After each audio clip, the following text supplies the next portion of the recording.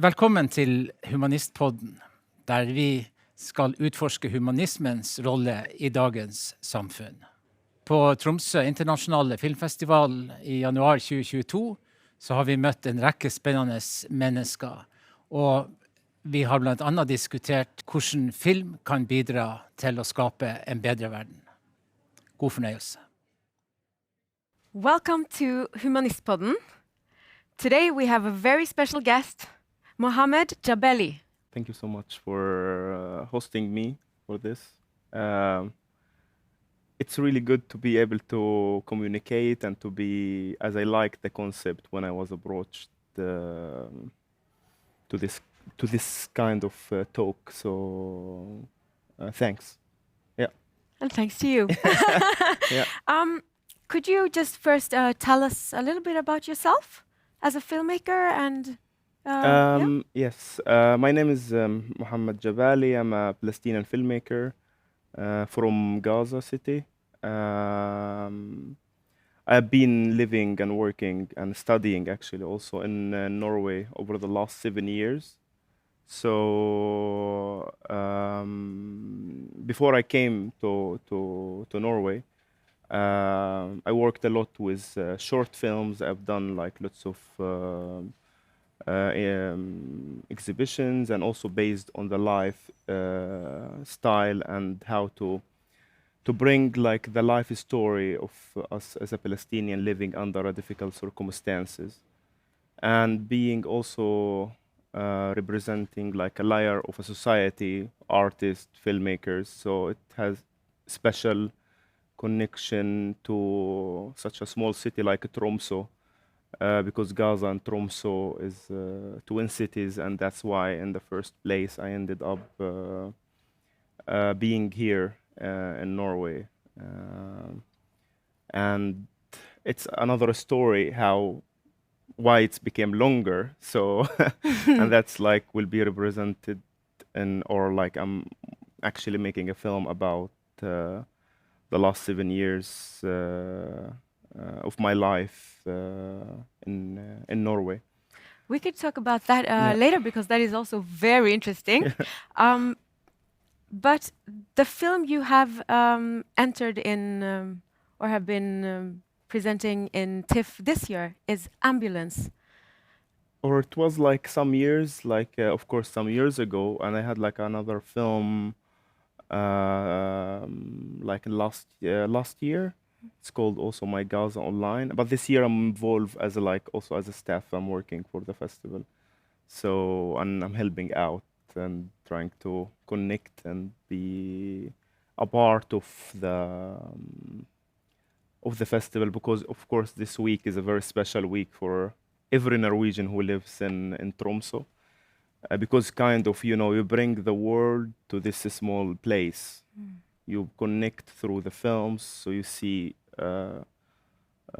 different stories, you see different words, you see like other human perspective stories like coming to you, which is great because you don't have to go to make these films to be able to witness what is happening. It comes to you, this is the concept of what I liked about festival, that also connects people together. And it helps in a way to communicate to the locals. So yeah. So on that note, do you think that films can change the world? I believe so because like I believe that film that could change the world. It has been already like revolutionary film been made over years, and I think it could change the world. Like if we believe in the change, I'm not gonna make a film just like of making like it because of like I'm interested in it. Especially in documentaries, when you do something like you believe, you have to have a strong belief in changing such to change something to be able to tell this story. You don't have to answer questions. You just putting the issue like and then you present it in your way. Of course, there is different way of telling a stories. There's like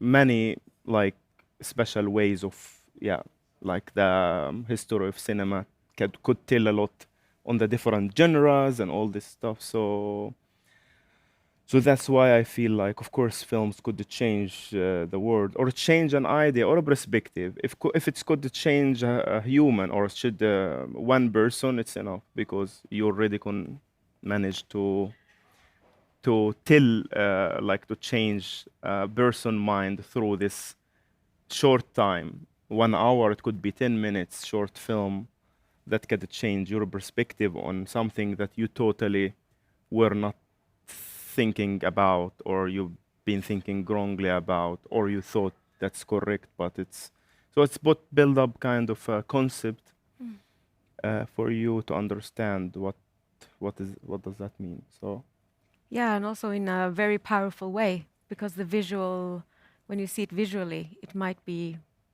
a bigger impact. I believe so. I Yeah. mean, of course, like um, um, of course, film speaks with the visual languages, but also it has this all the elements which is connected to it with sound, and it's not only like the pictures and also the story. Imagine if I have all these images put together, beautiful images, nice cinematography, but there is no story, just picture. Then it's like I would just go to National Geographic or not, nothing to offend, or like it will be like something different, like than like a film that you wanna tell. I would say Animal TV is different than like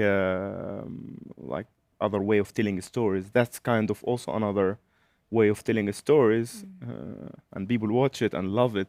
But also like it's a different way of seeing it. So that's why it's not like only about putting images together, and it takes long time to make a film, especially documentary, and especially because it's based on life experience, and it takes longer, and it takes also courage Yeah. to find and tell such a story. Where do you find your courage? Of course, like this is within like of course within myself. Like of course you build up within the surrounding. Also you get inspired by other works, by other human stories, by um, it's kind of it's different from one to one, and that's like the experience which makes it different. If you come from this place, you have such a different experience. If you come from this place, you have a different kind of experience, and like it could meet like in a way, like it could be put together in a way that these experience meet together and make something to continue, like your like motivation to make and work more like into to yeah to find stories to tell, and to that you that is not close to you. So films also bring like the stories or personal stories close to you, so you get to understand how is it to live kind of this experience, or so it's from this kind of taste. I was wondering, it's been some years since Ambulance came out. Mhm. Have you noticed any difference in the world Yeah. for you, or? I mean, I was hoping. I mean, like I, by making this film, of course, like it's put more awareness and more understanding for like many millions of people have seen the films. Like I'm not talking about festivals. It's like about TV and also like a different kind of distribution.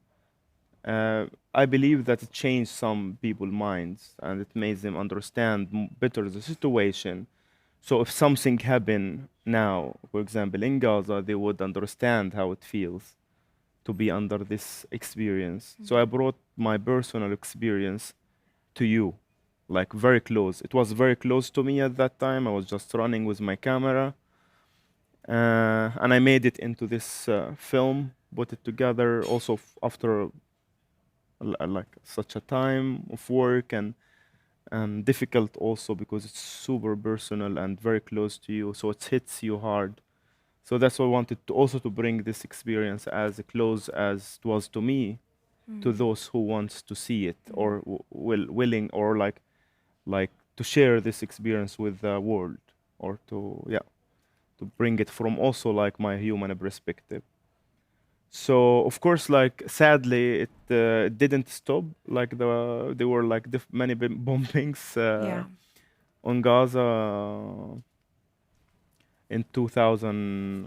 Recently in May, like the recent one, it was the biggest. Also, or not the biggest. I mean, 2014 were the most heavy attacks and bombing all over Gaza, and that was like lasted for 51 days. This one lasted for 10 days or 11 days in May, but it was like worse in the way how people witnessed the destruction, the sound of the bombing, the new weapons that they used, and that shows also how the war or the weapon industry been developed, and that's Yeah. another way to look at it. That's they needed a tested field to test all these weapons. So, and of course, it could be the result of killing so million or many civilians in such a short time, and that's the sad part. But of course, like the film will stay there. People like, I mean, the word like it's been also. It was requested a lot to be put and been seen, like to be shown. Also, so it makes more people understanding and opening more their eyes into this experience. So yeah, but I believe it should change some people's minds. Even though it didn't just change the world or like the situation in my city, but the hope is always that's how I believe, like, and it's like hope exists and will continue to fight this struggle until we live as we want wherever we want.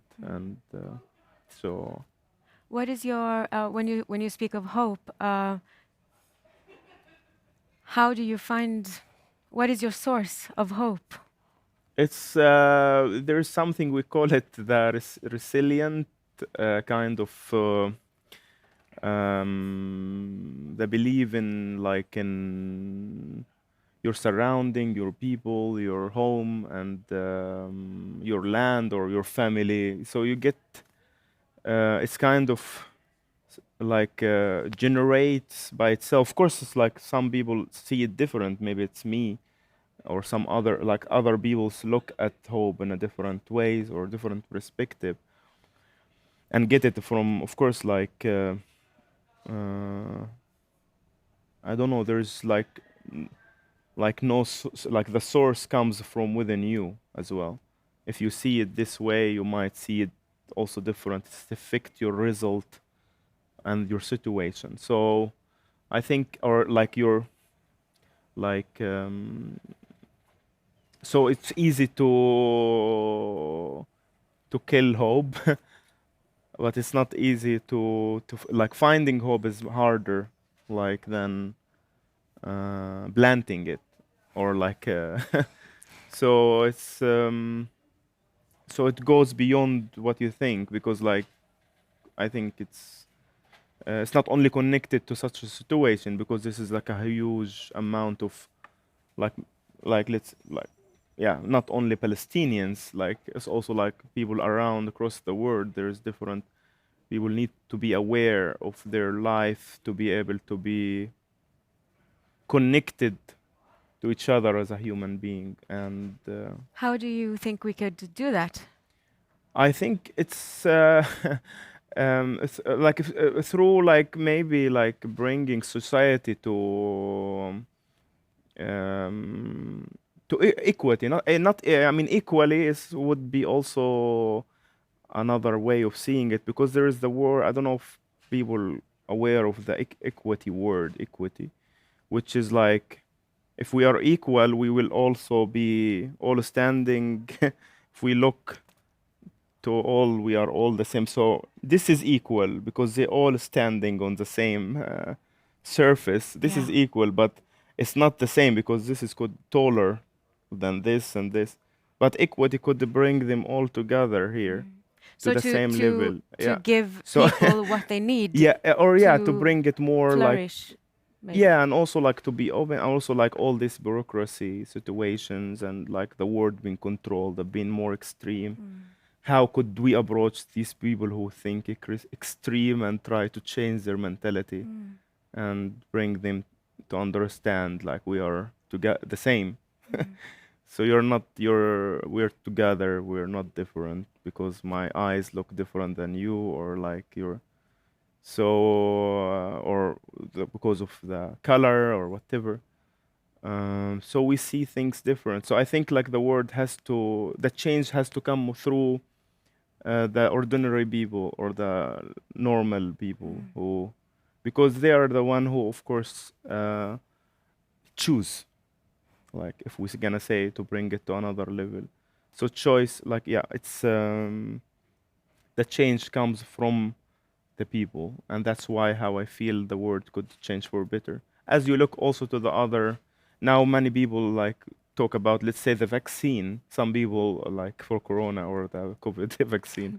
Some people disagree, and some people agree, and like so it's always been like there will be always two opinions. Some people will be with this side, some people will be with this side, and yeah, it's basically also um, yeah, stop the war, stop like also like even the some in some countries being the colony has been stopped, like in Africa or some, but it's still there because you don't. It's kind of we have to also, like I would say, we have to de-weaponize the environment, either from weapon, real weapon, from hate, from yeah, aggressive, like de-weaponize the environment. It's like I was like realized of this also word or concept, like through yeah, understanding the meaning of it. Is your is making or creating films your way of de-weaponizing? In a way, because like of course, like I try to bring like a different perspective and tell it very personally, like, and also very not so complicated, but also tells like how is it to such a level, for example, a small experience, like personally, or like for example, someone else has been living this, and you don't know how you think of it like this, but it's not like this. It's something totally different. So that's why I think it's very important, like to tool, I would say, to activate, to be able to motivate others to be able to yeah, bring it closer to reality that we wish for, and so it's a hard job, and we're like it's Yeah. it's a lot actually to do, because like if you see the world now, there is a huge I mean it's a huge gap within, like it's of course you see it in a different way. I don't want to like say things that di-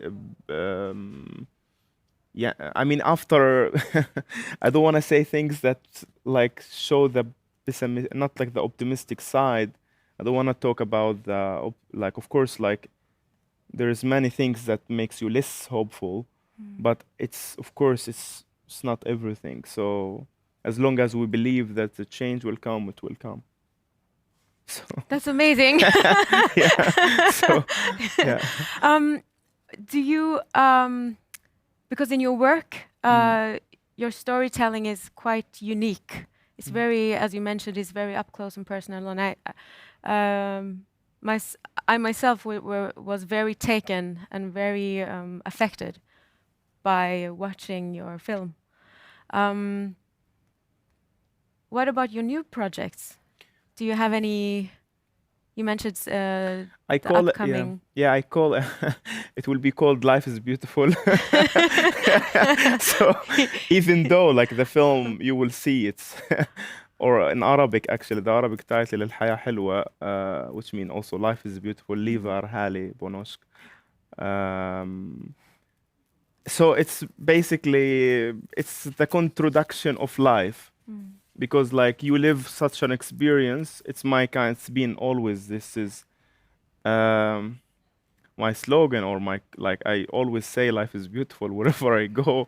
I end my conversation usually with life is beautiful, but now it's become a film. I don't want and making this film also, like it's not an of course it's not easy to, you go through process, and the process can be tough, through writing, through financing, through like people asking, but what is your film about? So it's questions, of course, like it's, you have to bring it in a way, like more towards in the end it's like it's your process. This is more like a practical answer, but it's more about like how you deal with it. But the film itself is about my personal experience living here in over the last 7 years in Norway, and how also like my cultural artist visit transferred to a forced exile that I didn't choose, and started all from below zero. And I started actually from below zero to build and connect and start like building kind of a new environment for myself, because I was forced to. I mean, the border situation, all because the border situation was closed. And I had like, of course, after I have to be staying legally in this place, my destiny was Norway, or my destination, I would say. It was my final destination, and then I ended up like here, which is became like a second home, especially, yeah, I mean, Tromsø, and northern Norway, and Norway too, because it's different. When you look at the regions also of Norway, it's different. So that's why I would call myself, I'm an Arctic Palestinian. So also like so it's a bit like different ways of seeing it. So back to the point where from that moment also I decided like other choices. I would have chosen to seek asylum or to continue with my artist visa, or to be able to be contributed more to the culture and the art. And for me, it would have been easier if I chose the asylum one, but actually, I didn't. Not because it's something wrong with it or anything, because like I had a goal. I wasn't planned anything when I left. I'm in my home safe. I'm not in danger. Of course, like I could be like randomly. If there were a random bomb bombed by the Israel, it could affect me. But I'm not in danger within the Gaza Strip. I'm not in a threat of anything. So I'm okay. So it's like for me, like I chose to continue what I always started, and then building it up towards the end. And that's also where my challenge came, and where suddenly the filmmaker camera, and instead of pointing it to the other, it's pointing towards himself when he found himself stuck in such a situation. So from suddenly all the people around you have gone, and you are like with two persons, like that those who invited you, or three or four.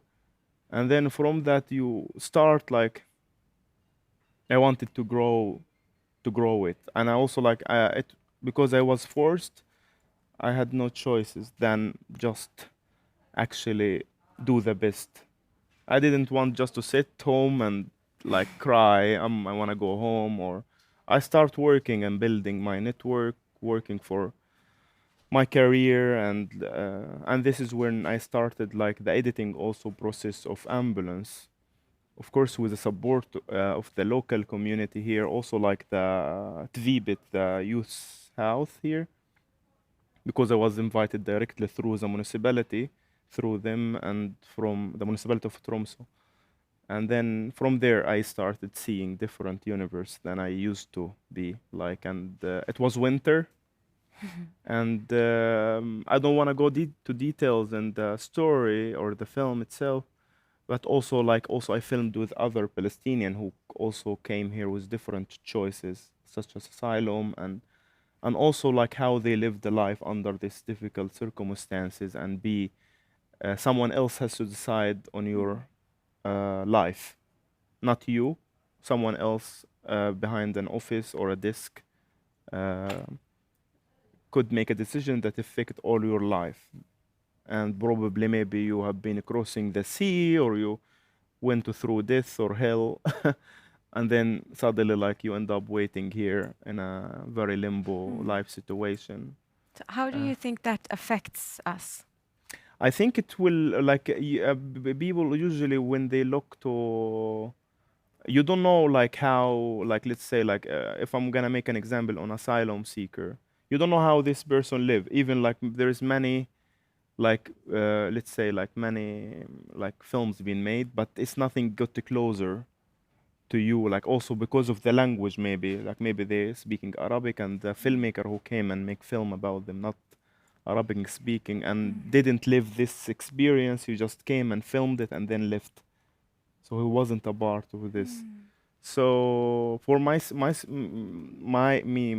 like as a Arabic speaking, it was for me easier to befriend, and this is how it started. I mean, they approached me, even told me, "You are a filmmaker. Can't you make a film about our life? You see this vulnerable situation that we are in." And that's before they closed all the asylum centers in the end of 2019, 2016, 1st of November. And that's, of course, it has lots of political agenda behind and bureaucracy and blah, blah, blah, and people are still living under it. And that's why highlighting it and bring it back, that this is how they're normally human. They're like, they cook, they dance, they shower, they bodybuilding, they do the normal things. It's like a human. They're like you, but they don't have the privilege. Even it's hard to say it, even the word, the privilege of being like having like a document that it can affect or change your life. So basically, it's beyond what you can imagine, and lots of details on life, and also how the city of Tromsø was a warm place. Even it's cold, of course, but it's how it became kind of a place where it was like hugging you. And that's another way, also like living the diaspora, another also like a strand of the story, like living in the diaspora is like, it carry a lot in it, and being absent or being away of your family back home, it's something else. Like you have to deal with it, you have to live with it, you have to suddenly all your life. Now all our life is based online, calls and video calls and corona and all this stuff. But it's been like for me kind of doing this phone calls is like, and like online almost like suddenly to be close to my family through this tool. It's different because you know that you cannot just go there, or you're not allowed because of the border, or like. So, but I've been in Gaza, I've been home after the May attacks, which was the first time. I was for 2 months in June, end of June and July and August. And it was a great reunion for the family. And also the film is itself being shot basically Norway, the UK, London, and also Palestine in Gaza. And so it's so yeah, I mean, just wait and see. Looking forward to that. Thank you. You mentioned the diaspora, Mm. and there's millions of people living in this Yeah, situation in the exactly. world today. How much did it mean for you to be accepted and welcomed from the local communities? And do you have anything you'd like to say to the local communities of the world? Yeah, I mean, in Tromsø here, like it's a special. I mean, I was like ended up like, I mean, with a warm-hearted people. Like it's different, of course. Like if I ended up somewhere else than Tromsø, or like if I ended up, let's say, in I don't want to mention any other city, but Tromsø was the right place to be at that time, even despite all the harsh weather, the condition, the natural parts. It was the right place because the people were very open-minded, and also they helped me to. I was put in a situation where I can choose what I want. Like for example, this asylum or artist, and then from my choice, they were trying to support me, my case. So I wasn't left alone.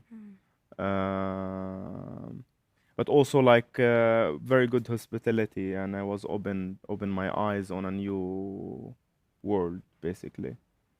And So from that, do you think that is like something we should encourage people to remember yeah, I mean, when like, we meet new yeah, I mean, also like people? it's maybe because like it was like the situation now is different than I when I came in end of 2014.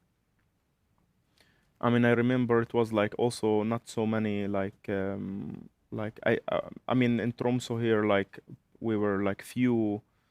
I don't know how many Arabs lives here actually after like over the seven, but I see the growing nationality, because maybe also Tromsø is international city for many students comes here, so you don't feel this like so it's a multicultural place. Um, so I feel like I mean of course it's easy to be recognized as a you are not from this from this area, but that's not a problem. It's for me it was okay. The only place that I didn't feel that I'm a foreigner, because of course many things, my hair or the way of I look or whatever, you judge or not judge the others. It's London. London, I didn't really feel, because of course I was kicked out of Norway. Uh, and yeah, that's also the story will be told in the film. And then I ended up in London, and London was a special place for me. Like I didn't feel it was kind of became kind of this city, even it's big. I mean, 10 million people live there. It's like crowded, people running, and you walk in the street and you are like any other person. And that's the beauty of. I mean, it was amazing. I mean, of course, people see it different. Even I was alone, but also like I made it. Also, I wasn't. Also from there, I started from below zero. So to have to reconnect, to be so it's lots of details. Also like brings humans together, like in a way, and it's your own way or method of how you connect with other people and how. So it's different. Do you have any advice to people who might find themselves in situations where they are below zero? How do you Yeah, I mean, start? this is actually it's a really good question, because like I feel we find. I mean, like I think like you just believe in yourself and trust your power that you could be fit in the society, despite how the society is shaped. I am like like from day one, like I didn't feel that. Of course, like despite the levels of the diaspora, you see, of course, the challenges you face. We all face challenges, like, and also like even now you face challenges. Not like that. I'm like fine, but it's you have to stand for yourself. You speak out uh, you are whatever you say or answer, the other person will have to understand it. I mean, you won't end up in a big argument. You can, but also you have to stand for this argument. Or take it easy. I mean, just like hang out and people will love you. I mean, it takes just like you a step to walk to be able to be a part of a community.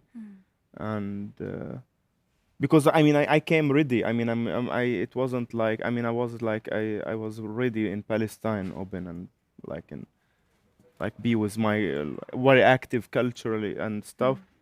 Uh, but I find it, of course, like I met friends who also find it really difficult to be engaged, even like for not only like refugees, also people who comes from the U.S. or from. It's difficult, like even like if you move from Tromsø to Oslo, actually you will find that if you are fully Norwegian, if you are 100% Norwegian, and you go down or whatever nationality you have, you go down to move from city to city, you'll find it difficult. It's a human feeling. I don't want to put it into nationality. It's like you're feeling that you have to move beyond it. And yeah, and home, I would say within yourself. Of course, you come from this place, but still you create your own energy and power to move in the society. So that's how I feel like towards it. Yeah. Or they can just call me and Yeah. You will have a lot of phone calls then. no. You'll Don't be put my busy. number. So I was wondering, who is it important for you that watches your films? I think the young generations, like the ungdoms, because I believe in the new coming generations, and I see the change in them. Also, when I was touring, also with DKS, Den Kultura Second, like with the cultural program, with so I see also the question they ask and the challenges that they bring in their questions, which is like I think it's very it's for them. It's of course like for all generations, for all ages. Uh, for my country, for I think also making these films not only for European or for Norwegian, or it's also like for everyone. It's also for my people in Palestine, also who think also like that's leaving the country will be a solution. I think it's also like for me, like also to put an understanding, a shape of books, because like also when I was in Gaza, like this summer, many of my friends were also thinking of leaving just because of the situation and employment and the difficulties. But it's not only that. So it's like many answers I wanna really, or many, yeah, there's many question I would like to put to highlight within this film, and yeah, and it's yeah, it's yeah. Um, what have the your friends in Gaza said about the film? I mean, it's I mean, when it's kind of also because when you live a situation for such a short, like let's say 1 month, you try also to forget, or not to forget, you try to move forward. You don't get trapped in your past, and that's a very important technique to be used also how you can move forward in your life and not just be sad, or if you also lost someone, or like it's of course you have to move forward. And that's also the strength that also how people after all this they can move forward, and the strength that they got from this resilient word, we call it صمود in Arabic, how you keep moving forward to and believe in your own right and feelings. So I think it's it's the way, like this is how they also, like when they saw the film a long time ago, and of course they were also like appreciated, and they were also emotional the same way. It's like of course it was even stronger because they lived this experience. So especially my family, they were surprised, like you were crazy, like why you do this. But it's, I don't know, I was probably also, I was 24, or I turned 24 with the ambulance unit. So I don't know. It's Yeah, your birthday was. yeah. So I was also like yeah, still Mm. I'm still young. Yeah. I mean, Yes. it's so we'll see. Yeah. What about your nearest future? Will you be busy editing or? Yeah, Mm. I'm really busy these days. Like Mhm. I'm following up, trying also to secure like working with my producer and also my editor to be able to Mm. move forward also in the process and make this film ready. And also I have another project also, not only this film, I have Mm. another film that also I'm working on. It's still in development, and it's also about the United Nations emergency forces who were in Gaza in the 60s, Mm.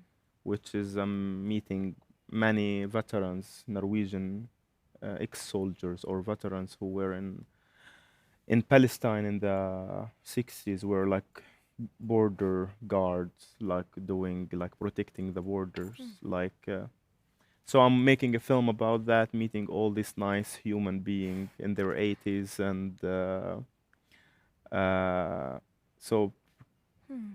I think it's also will bring a new understanding and a new feelings toward that experience and the Mm. situation. And So borders are quite central in your work, in my life in too. your life. Yes. So Do you uh, have any like thoughts about how borders affect us? I think it's like it's. I mean, I think the closest to get this feeling when the pandemic came, the COVID, and people start realizing that they cannot move or cannot be free Mm. of moving, and you have to show your corona pass in other places than Norway. I mean, you have to be all the time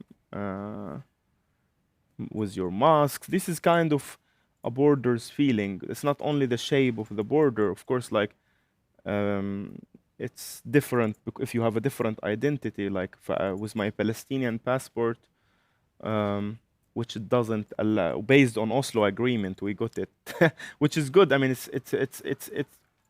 it gave us something, but also it took from us a lot. So, and based on that, I think also like how when you cross a border, how you are perceived to be looked. Okay, go and sit there, wait. You could wait for hours if you didn't have the right documents or the right visa, or even in Arab countries. It's not only like in. I'm saying like when I went to Gaza. Uh, I was put like once I arrived to Cairo, I wasn't in control of myself. Someone else is controlling me now. I knew that, and I was ready for that. And I was put on a like was waiting in this like detention center. They call it, actually they're writing a sign on it, the waiting room, and between quotations, men, waiting room men, like for men. And then of course like I was like curious what's inside. I mean, why you put us here to wait? Put us inside the waiting room. I didn't know that it's like a jail or detention. And once we entered, we fuck, it's a prison. Sorry to say fuck, but No, that's it's fine. a really prison. That's fine. And so it's Mm. was there for 8 hours, and just because I'm under 40, and it's they think under 40 could be, I don't know what Mm. I mean it's a stage of life, but they think about it different. So in a way, like borders, like as long as it's a presence in our life, there will be boundaries. Of course, like I wouldn't, like I don't want to like just like take all these borders. It's okay. Like I mean, airports is a border, but of course it's controlled in a way, in a different civilized way. So, but you see it and perceive it different. I don't know. It's and everyone got to taste the border feelings when they closed the countries here. Even like when you suddenly have, you cannot fly to Denmark. It became like this because they shut down the airport, or at some point during the pandemic, many airports been closed or been, yeah. So anyway. So it's something that has affected Yeah, all of us. definitely. Yeah, But it's been yeah. affecting us way long ago, and borders, walls, and not only that. So No, I can see you have a very exciting career in front of you. yeah, thank you. And I So, can't wait to follow your work. thank you so much, Alexandra. And I just have to say thank you so much for having this talk. Yeah, thank you so much With also me for today. being a good host, and yeah, appreciate Thank it. you. Thank you.